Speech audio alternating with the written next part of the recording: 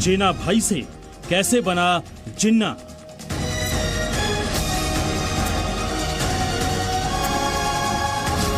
बंटवारे के खलनायक पर सबसे बड़ा खुलासा।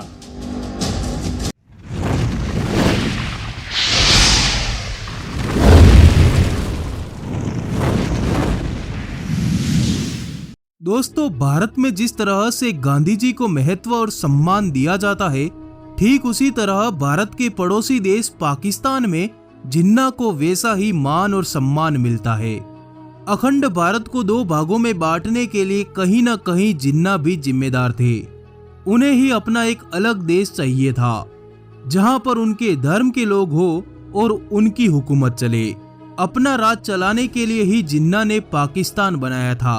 1947 में पाकिस्तान और भारत के बंटवारे के दौरान कई लोगों के मन में काफी सारे सवाल उठे थे।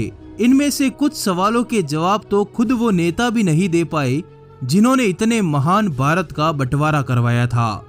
अगर बात करें जिन्ना की, तो बंटवारे के फैसले में जिन्ना का गुरूर काफी हद तक जिम्मेवार था। वो नेहरू को भारत के प्रधानमंत्री के पद पर नहीं देखना चाहते थे और तो और वो गांधी जी के प्रति काफी ईर्ष्या रखते थे। जिन्ना की तो चाहत थी कि आजाद भारत का पहला प्रधानमंत्री वो खुद बने, ताकि वो आजाद हिंदुस्तान में मुसलमानों के हितों की हिफाजत कर सके। लेकिन दोस्तों, पाकिस्तान के इस महात्मा के बारे में कई सारे रहस्य छुपे हुए हैं, जिनके बारे में अगर आप जान ले तो आपके पैरों तले जमीन खिसक जाएगी। जिन्ना के बारे में कुछ राज ऐसे भी हैं जो अगर खुल जाते तो शायद हिंदुस्तान और पाकिस्तान दो अलग अलग देश नहीं होते। मोहम्मद अली जिन्ना के बारे में कहा जाता है कि उनका जन्म एक हिंदू राजपूत परिवार में हुआ था, जो कि मछली का व्यापार किया करता था। जिन्ना का पहले नाम पुंजलाल ठक्कर था, जो बाद में मोहम्मद अली जिन्ना हो गया। राजनीति में आने से कुछ समय पहले तक जिन्ना खुद को मुसलमान बताने से कतराते थे। खबरों की माने तो जिन्ना के परिवार के कुछ सदस्य आज भी गुजरात में हिंदू बनकर रहते हैं। मेरा मतलब है कि वो हिंदू धर्म को मानते हैं। जिन्ना भाई से कैसे बना जिन्ना।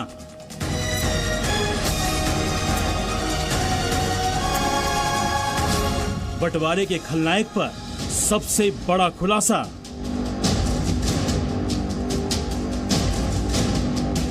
आज हम आपको जिन्ना की एक एक असलियत बताएंगे। आपको यह भी बताएंगे कि आखिर जिन्ना भाई ठक्कर का बेटा जिन्ना कैसे बन गया। जिन्ना हिंदू या मुसलमान? बहुत पहले मोहम्मद अली जिन्ना हिंदू ही थे। हिंदू समाज ने उसको छोड़ दिया था कि भाई आप ऐसा धंधा नहीं कर सकते, तो इसलिए उसने वो धर्म अपना लिया। जिन्ना पर सबसे एक्सक्लूसिव खुलासा।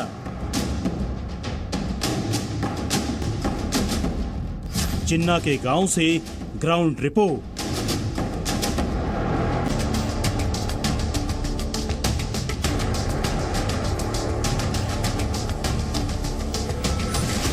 जिन्ना भाई ठक्कर का बेटा कैसे बना जिन्ना।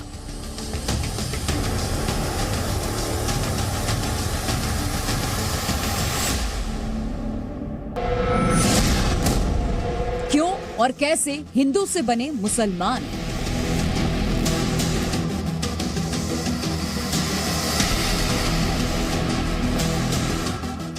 लोगों ने कहा कि मछली का व्यापार नहीं करना चाहिए और इस व्यापार के विरोध में लोगों ने उस परिवार का बहिष्कार तक किया। बंटवारे के खलनायक ने क्यों बदला धर्म। तो उनको जब उनका बॉयकॉट शुरू हो गया तो बाद में चलकर उनके दादाजी पुंजा भाई वो उन्होंने इस्लाम कबूल करा। हिंदुस्तान में था जिन्ना का खानदान। मोहम्मद अली जिन्ना का परिवार गुजरात के इसी घर में रहा करता था। मोहम्मद अली जिन्ना के पिता का नाम जिन्ना भाई ठक्कर था। जिन्ना के गांव के लोग देंगे गवाही। बस ऐसा हमने भी सुना है कि वो कोई कारण से माइग्रेट हुआ। इतना परेशान है कि हम अब जिन्ना के बारे में कुछ नहीं सुनना चाहते। वाह, ये उसके हमें लीधा उसका मकान। जिन्ना हिंदू या मुसलमान? पाकिस्तान के कायदे आजम और भारत के बंटवारे के सबसे बड़े खलनायक पर आज करने वाला है ऐसा खुलासा जिसके बारे में इससे पहले ना आपने सुना होगा और ना आपने किसी किताब में पढ़ा होगा। जिन्ना के बारे में वो जानकारी देंगे कि पाकिस्तान में रहने वाले जिन्ना के हमदर्द भी चौंक जाएंगे। आप में से बहुत से लोगों को यह पता नहीं होगा कि मोहम्मद अली जिन्ना अखंड भारत में गुजरात के मूल निवासी थे और पोरबंदर के एक गांव में उनका परिवार और पुरखे रहा करते थे। और फिर सामने आई जिन्ना के गांव की सनसनीखेज गवाही, वो दावा जो चीख चीख कर कहता है कि पाकिस्तान के कायदे आजम, पाकिस्तान के रहनुमा जिन्ना का परिवार मूल रूप से मुस्लिम नहीं बल्कि हिंदू था।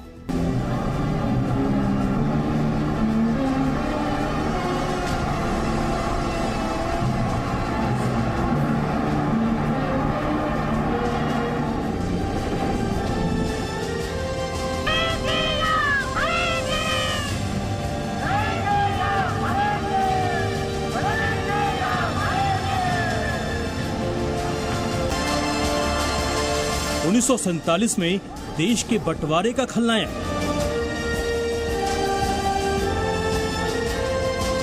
जिसकी जिद ने ली 10 लाख लोगों की जान।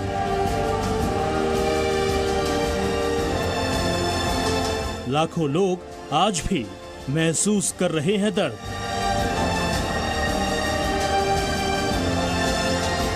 भूगोल ही नहीं, जिसकी वजह से देश का इतिहास भी बदल गया, जिसकी करतूत से हिंदुस्तान ना सिर्फ 2 टुकड़ों में बट गया बल्कि सांप्रदायिक हिंसा की आग में भी जल उठा। वो है सिर्फ एक इंसान जिसका नाम है मोहम्मद अली जिन्ना।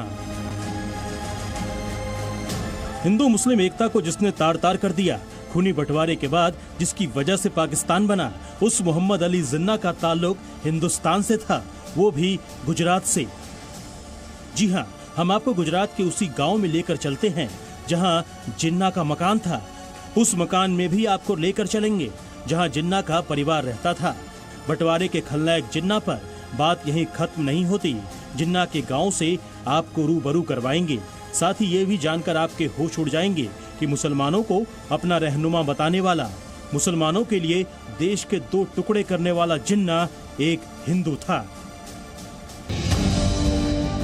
यह है गुजरात का मोटी पनेली गांव और भयावदर से 5 किलोमीटर दूर स्थित ये गांव देखने में आम गांव जैसा ही है, लेकिन इस गांव से जिसका नाम जुड़ा वो इसे अलग बना देता है। आपको जिन्ना के मकान लेकर चलें।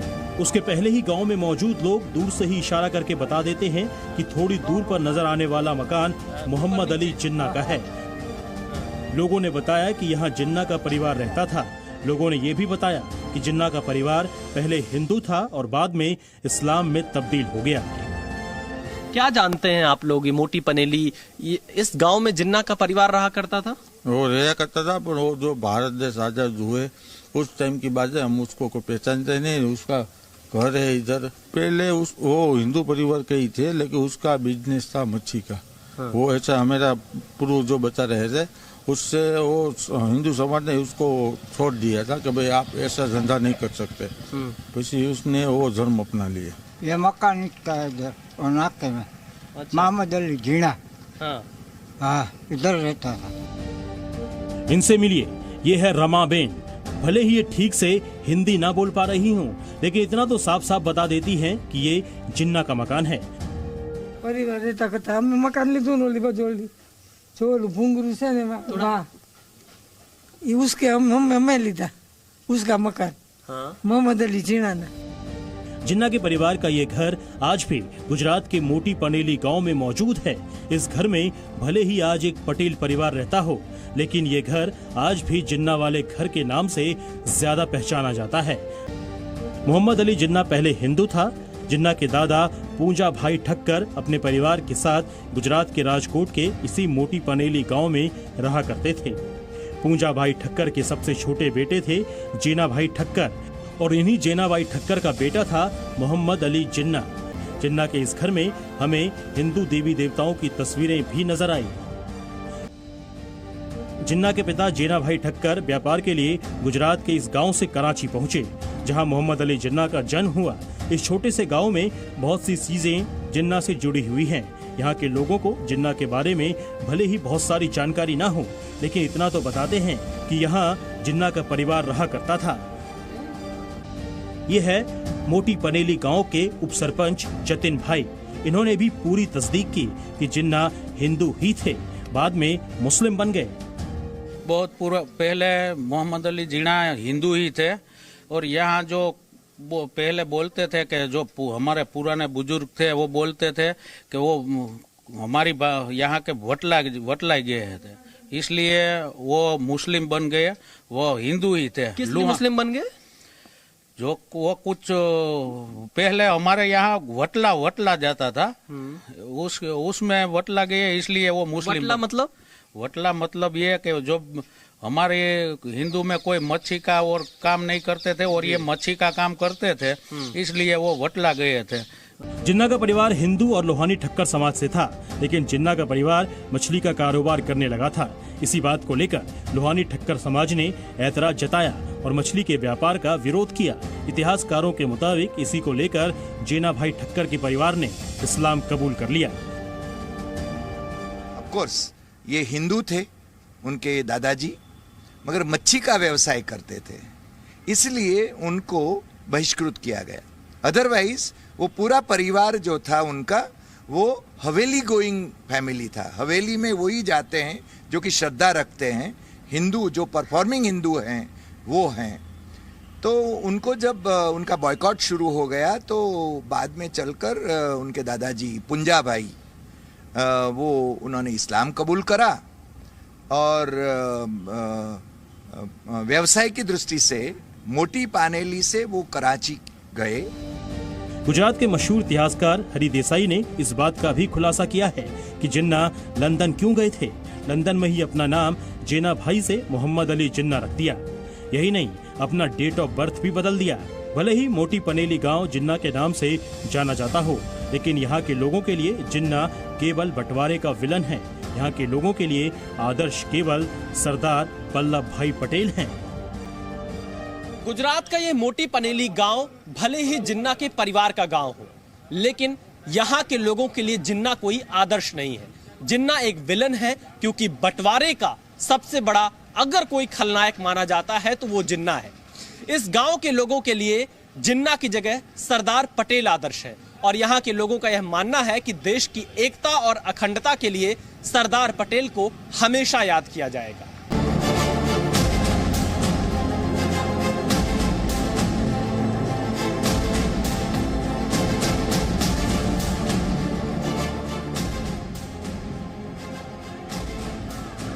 पंद्रह अगस्त 1947। एक तरफ भारत के लोग अनमोल आजादी की खुशियों से चहक रहे थे, तो दूसरी तरफ बंटवारे के नासूर से जार भी थे। मजहब के नाम पर अखंड भारत को खंड खंड करने की साजिश हुई। कई इतिहासकार मानते हैं कि हिंदुस्तान के बंटवारे के लिए सबसे बड़े जिम्मेदार मोहम्मद अली जिन्ना थे।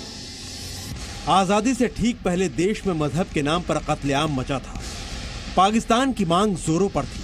सत्ता की चाह ने बंटवारे की राह बना दी थी। जिन्ना को हर कीमत पर पाकिस्तान बनाना था। जिन्ना अपनी राजनीतिक महत्वाकांक्षा की मीनार पर सवार थे। पाकिस्तान में कायदे आजम की कुर्सी उनका इंतजार कर रही थी। जिन्ना की सत्तात्मक हरकतों ने अखंड भारत को खंड खंड कर दिया था। ये वो दौर था जब जिन्ना कांग्रेस के साथ थे और मुस्लिम लीग से जुड़े थे। लाहौर में मुस्लिम लीग के अधिवेशन में रहमत अली ने पहली बार अलग पाकिस्तान का प्रस्ताव किया, तो जिन्ना नए पाकिस्तान का कायदे आजम बनने का रास्ता तलाशने लगे।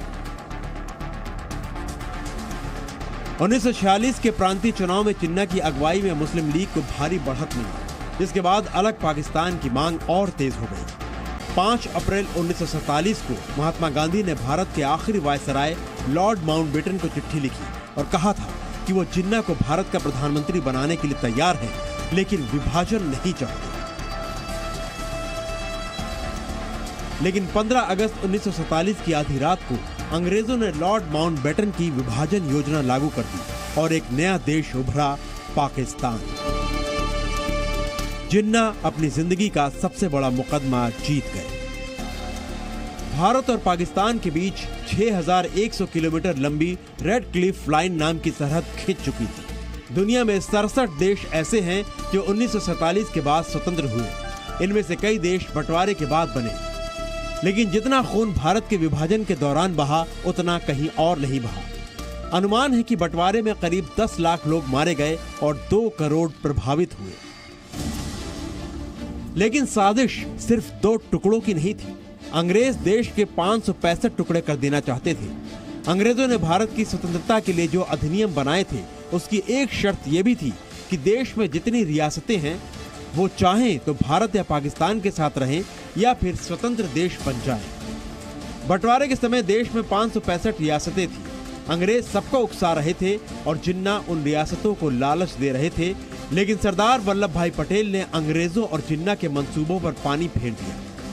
भारत पाकिस्तान के बंटवारे से पहले मोहम्मद अली जिन्ना गंभीर बीमारी से जूझ रहे थे। टीबी की बीमारी के चलते बंटवारे के बाद जिन्ना सिर्फ 1 साल 27 दिन ही जिंदा रहे। फ्रीडम एट मिडनाइट के लेखक क्लैरी कॉलिंस और डोमिनिक लैपियर को दिए इंटरव्यू में लॉर्ड माउंटबेटन ने कहा था कि अगर मुझे इस बारे में जानकारी होती कि मोहम्मद अली जिन्ना इतनी जल्दी दुनिया को अलविदा कह देंगे तो मैं हिंदुस्तान का बंटवारा नहीं होने देता। भारतीय राष्ट्रीय कांग्रेस के साथ उनकी सुलह हो सकती थी, ऐसे में बंटवारे की नौबत ही नहीं आती। हालांकि कुछ इतिहासकारों का दावा है कि माउंटबेटन को जिन्ना की बीमारी के बारे में पता था और इसलिए वो भारत का बंटवारा जल्द से जल्द करना चाहते थे। इस तरह मोहम्मद अली जिन्ना अखंड भारत के बंटवारे के सबसे बड़े विलन बन गए। जो दुख दिया गया है उसका मिसाल तारीख में नहीं मिलता, मगर हमें पाकिस्तान को कायम रखने के लिए अभी और कुर्बानी करना होगी। ये आवाज है पाकिस्तान के संस्थापक और पहले गवर्नर जनरल मोहम्मद अली जिन्ना की, जिन्हें अपने आप को मुसलमानों का एक राजनीतिक नेता मानते थे, न कि धार्मिक नेता। इसकी वजह से उन्हें कई बार धर्म संकट से भी गुजरना पड़ा था। मशहूर लेखक के.एल. गौबा ने एक जगह लिखा है कि एक बार 1936 में उन्होंने जिन्ना को एक मस्जिद में नमाज पढ़ने के लिए आमंत्रित किया। जिन्ना बोले, मुझे नहीं पता कि नमाज किस तरह पढ़ी जाती है। मैंने जवाब दिया, आप वही करिए जो दूसरे वहां कर रहे हैं। एक जमाने में जिन्ना के असिस्टेंट रहे और बाद में भारत के विदेश मंत्री बने मोहम्मद करीम दिसंबर में एक दिलचस्प किस्सा बयान करते हैं। एक बार मैंने और जिन्ना ने तय किया कि हम लोग बंबई के मशहूर रेस्तरां कार्नेगिलियाज में खाना खाएंगे। जिन्ना ने 2 कप कॉफी, पेस्ट्री और सुअर के सॉसेजेस मंगवाए। हम इस खाने का मजा ले ही रहे थे कि एक बूढ़ा दाढ़ी वाला मुसलमान एक 10 साल के लड़के के साथ वहां पहुंच गया। वो आकर जिन्ना के नजदीक बैठ गए। तभी मैंने देखा कि लड़के का हाथ धीरे से पोर्क सॉसेज के प्लेट की तरफ बढ़ रहा है। उसने धीरे से एक टुकड़ा उठाकर अपने मुंह में रख लिया। मैं इसे बेचैनी के साथ देख रहा था। बहुत कम लोगों को पता था कि दूसरा विश्व युद्ध समाप्त होने से पहले जिन्ना एक जानलेवा बीमारी की गिरफ्त में आ चुके थे। उनके डॉक्टर जाल पटेल ने जब उनका एक्सरे लिया तो पाया कि उनके फेफड़ों में चकत्ते पड़ गए हैं, लेकिन इस बात को गुप्त रखा गया। मैंने तिलक देवशेर से पूछा कि अगर ये पता होता कि जिन्ना बहुत दिनों तक जीवित नहीं रहेंगे तो क्या भारत का विभाजन नहीं होता। जिन्ना के आखिरी दिन बहुत तकलीफ में बीते। 11 सितंबर 1948 को जब जिन्ना को वाइकिंग विमान से क्वेटा से कराची लाया गया तो फेफड़ों के कैंसर से जूझ रहे पाकिस्तान के संस्थापक का वजन मात्र 40 किलो रह गया था। जब कराची के मौरीपुर हवाई अड्डे से उनकी एम्बुलेंस गवर्नर जनरल हाउस के लिए चली तो उस बीच रास्ते में ही उसका पेट्रोल खत्म हो गया। बहुत ही एक दर्दनाक सी गवर्नर जनरल जिसने पाकिस्तान बनाया, जिनको लोगों ने कैद आजम का खिताब दिया, कोई रिसीव करने वाला नहीं था। और लियाकत अली प्राइम मिनिस्टर थे, सिर्फ उनका मिलिट्री सेक्रेटरी था। नॉर्मली जो प्रैक्टिस होती थी कि जब भी जिन्ना जाते थे या बाहर आते थे, पूरी डिप्लोमेटिक कोर एयरपोर्ट पर होती थी उनको सी ऑफ करने के लिए और उनको रिसीव करने के लिए। इस टाइम किसी को नहीं पता था। ना ही और कोई सिक्योरिटी थी और कोई गाड़ी थी, तो एक एम्बुलेंस जिसका पेट्रोल खत्म हो गया। आप तसव्वुर करें कि एक गवर्नर जनरल की गाड़ी है और उसे पेट्रोल नहीं है और रास्ते में आधे रास्ते में वो जाके बंद हो जाए, और मिलिट्री सेक्रेटरी को 2 घंटे लगे, रेड क्रॉस पे गए तब तक, और कराची का मौसम तक मालूम ही है। तो उस बंद एम्बुलेंस में, उस घुटन सी वातावरण में 2 घंटे के लिए जिन्ना वैसे बीमार थे, तो उनकी पल्स वीक हो गई, इरेगुलर हो गई, और रात को शाम को वो खत्म हो गए। इस एम्बुलेंस यात्रा का और विस्तृत वर्णन फातिमा जिन्ना ने अपनी किताब माई ब्रदर में किया है। एम्बुलेंस के पीछे के हिस्से में भाई के साथ मैं और क्वेटा से आई नर्स सिस्टर डनहम बैठी हुई थी। पीछे गवर्नर जनरल की नई कैडलक लिमोजिन में डॉक्टरों की टीम चल रही थी। हम 4-5 मील ही चले होंगे कि अचानक एम्बुलेंस झटका खाकर रुक गई। उस दिन कराची में बहुत उमस भरी गर्मी थी। इसके अलावा न जाने कितनी मक्खियां जिन्ना के चेहरे पर भिन भिना रही थीं। दूसरी एम्बुलेंस का इंतजार करते हुए मैं और सिस्टर डनहम बारी बारी से उनके चेहरे पर पंखा कर रही थीं। उन्हें कैडलक में नहीं ले जाया जा सकता था क्योंकि उसमें उनका स्ट्रेचर नहीं समा सकता था। पास ही में शरणार्थियों की सैकड़ों झोपड़ियां थीं। उन्हें क्या पता था कि उन्हें उनका देश देने वाला कायद उनके बीच असहाय पड़ा हुआ है। हम 1 घंटे तक एम्बुलेंस का इंतजार करते रहे। मेरी जिंदगी का शायद ही कोई घंटा इतना लंबा और तकलीफ देह रहा हो। वो लोग शाम 6:10 पर गवर्नर जनरल भवन पहुंचे। जिन्ना 2 घंटे तक सोते रहे। फिर उन्होंने आंखें खोली और फुसफुसाए, फाती। उनका सिर थोड़ा दाईं तरफ ढलका और आंखें बंद हो गई। 11 सितंबर 1948 को रात 10:20 पर कायदे आजम जिन्ना नहीं रहे। जो रह गया वो कुल 70 पाउंड की उनकी देह थी। एक साधारण कफन उड़ाकर उन्हें अगले दिन कराची में दफन कर दिया गया।